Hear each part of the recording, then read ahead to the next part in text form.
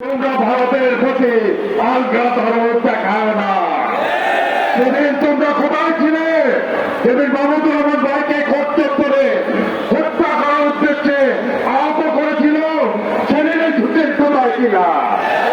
আজকে কথা পরিষ্কার, এক বিন্দু রক্ত থাকা পর্যন্ত এদেশে ভারতের আধিপত্য মেনে নিব না। এদেশে আওয়ামী লীগ নামক এই পাপ আমরা বহন করব না ইনশাল্লাহ। এই আজাদি আমাদের এই মুভমেন্ট, আজাদি মুভমেন্ট।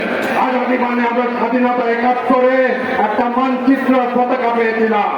আমরা আমাদের স্বাধীনতা পাইনি, সেই জন্য পাশের দেশ থেকে এসে গুলি করে আবার আমার ভাইকে রক্তাক্ত করে নিহত করে চলে যায়, আর অপক্ষ সরকার তাকে আজ পর্যন্ত ধরতে পারে না।